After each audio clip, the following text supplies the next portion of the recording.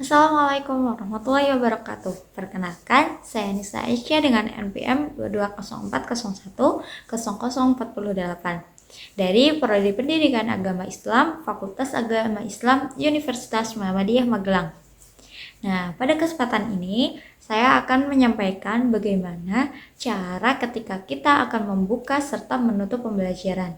Nah, penugasan kali ini yaitu untuk memenuhi tugas dari mata kuliah micro teaching yang dimana diampu oleh dosen kami yakni Bapak Ahmad Baihaqi MPD.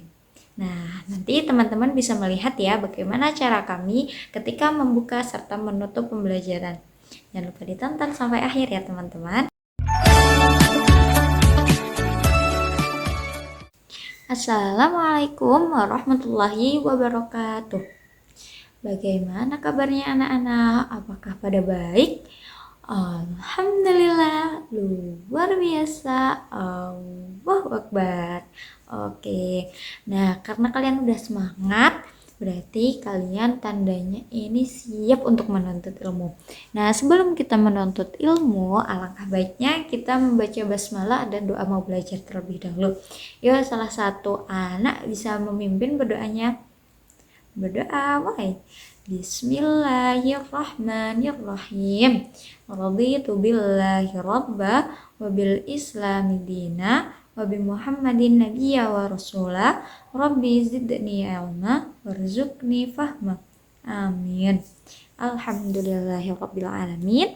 Semoga dengan doa kita pada pagi hari ini bisa mempermudah kita dalam menyerap ilmu serta memahami apa yang telah dijelaskan oleh guru.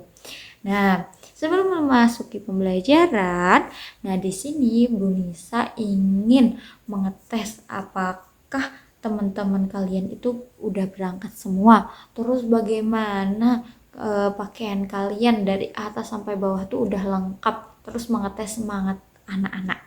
Nah, sekarang Ibu les kehadirannya ya. Oh, alhamdulillah untuk saat ini, pada hari ini kita diberikan sehat semua, tidak ada yang izin, tidak ada yang alfa. Semoga kita selalu dalam lindungannya Allah SWT. Amin. Nah, setelah ini coba sekarang Bu Nisa pengen nih untuk kalian tes semangatnya bagaimana, apakah di pagi hari ini kalian ada yang udah mulai loyo.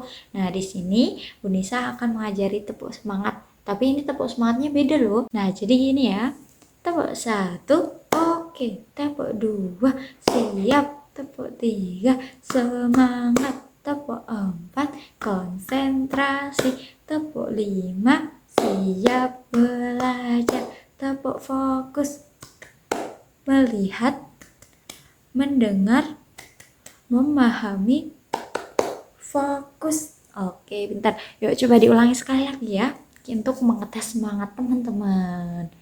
Anak-anak, kok Bu Guru lupa. Yuk, anak-anak, kita mulai. Tepuk 1, oke. Tepuk 2, siap. Tepuk 3, semangat. Tepuk 4, konsentrasi. Tepuk 5, siap belajar. Tepuk fokus, melihat, mendengar, memahami, fokus. Oke, tepuk tangan.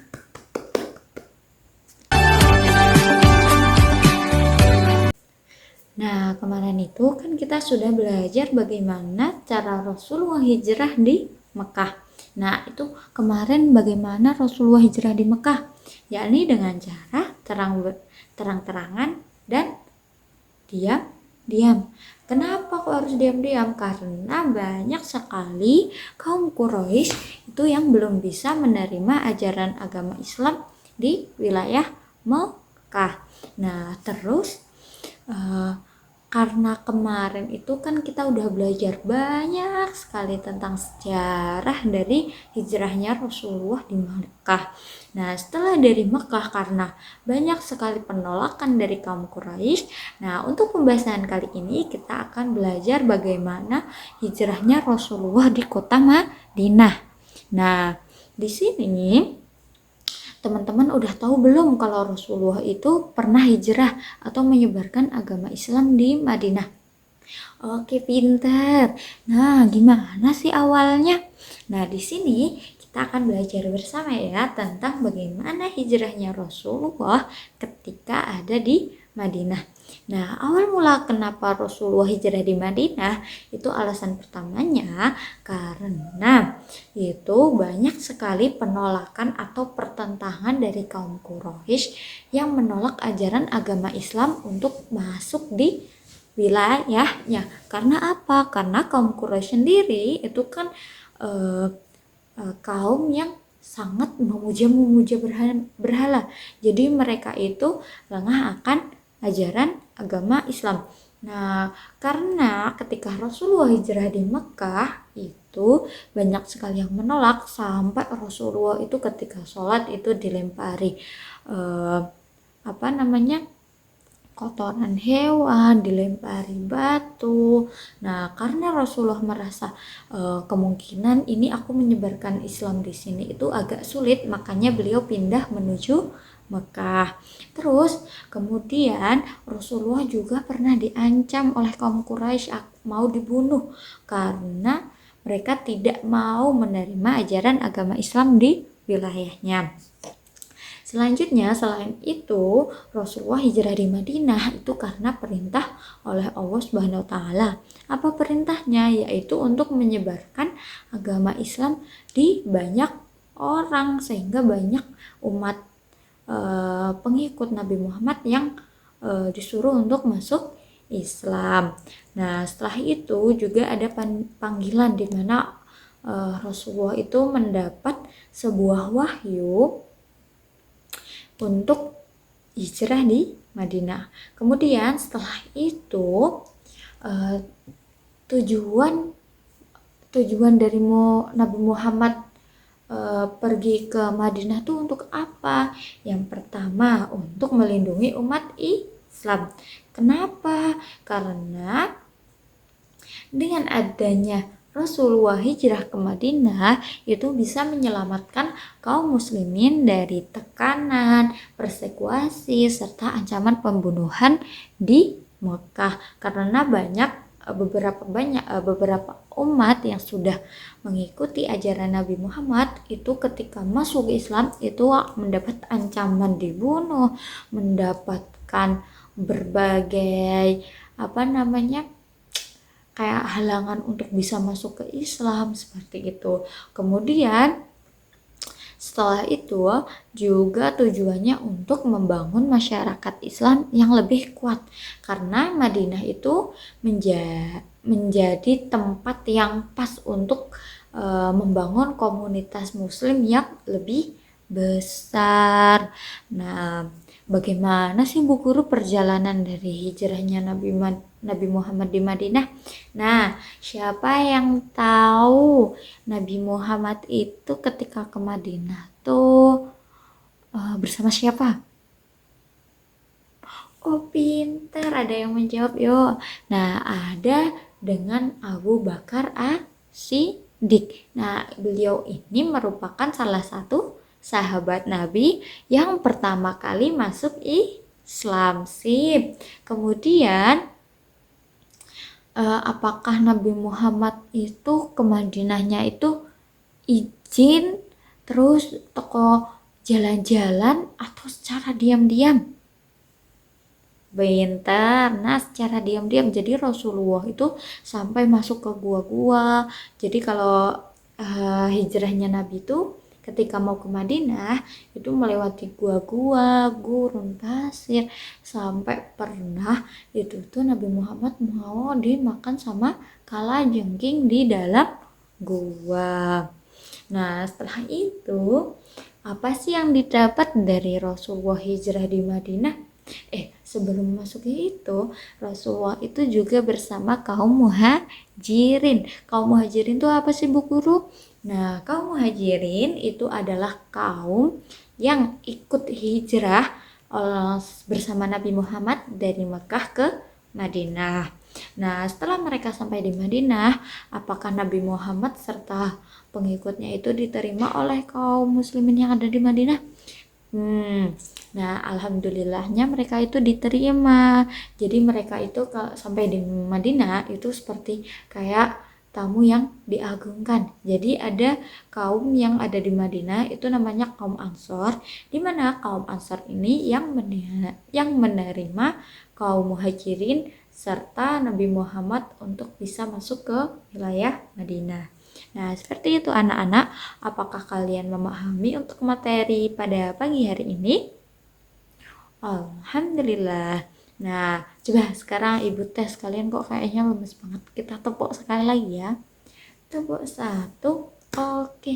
Tepuk dua, siap. Tepuk tiga, semangat. Tepuk empat, konsentrasi. Tepuk lima, siap belajar. Tepuk fokus, melihat, mendengar, memahami, fokus. Nah, jadi itu ya tentang pembelajaran kita hari ini, yakni sejarah Nabi Muhammad ketika hijrah di Madinah. Untuk pertemuan minggu depan, itu kita akan membahas bagaimana cara Nabi Muhammad hijrah di Madinah.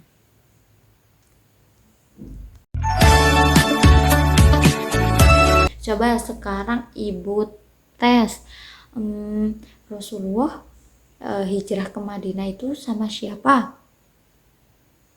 Pintar ya, dengan salah satu sahabat namanya Abu Bakar dan rombongannya disebut kaum Muhajirin.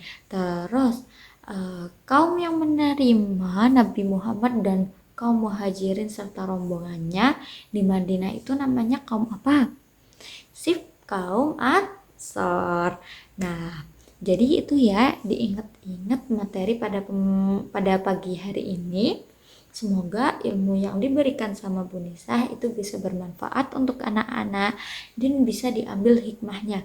Kalau kita itu kaum muslimin harus memperjuangkan apa yang telah diperjuangkan oleh Rasulullah, sampai Rasulullah itu harus dipukuli, harus dilempari kotoran hewan, terus dilempari batu ketika sholat.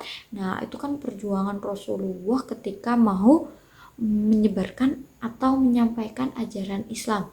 Jadi di sini tugasnya anak-anak itu, karena kita adalah kaum muslimin yang udah diperintahkan untuk menyembah kepada Allah, telah dicontohkan oleh Rasulullah seperti tadi yang Ibu Nisa jelaskan. Untuk anak-anak jangan lupa sholatnya, jangan lupa selalu berkata jujur, berbakti kepada orang tua, membaca Al-Quran, puasa. Nah, itu ya. Jadi apapun yang telah dicontohkan oleh Rasulullah diingat, diterapkan dalam hati. Kalau bisa kalian kerjakan dengan ikhlas agar menjadi pahala. Nah, setelah ini itu anak-anak ibu berikan tugas untuk mengerjakan LKS halaman 23 yang menceritakan tentang hijrahnya Nabi Muhammad ketika di Mekah dan di Madinah. Jangan lupa LKS-nya dibaca. Nah, karena waktunya udah selesai, di sini Bu Nisa berdoa semoga ilmunya itu bisa diterima oleh anak-anak dan bisa menjadi amal ibadah untuk kita semua. Yuk, salah satu pimpin doa. Alhamdulillahirabbil alamin. Nah, cukup sekian dari Bu Nisa, kurang lebihnya mohon maaf. Assalamualaikum warahmatullahi wabarakatuh.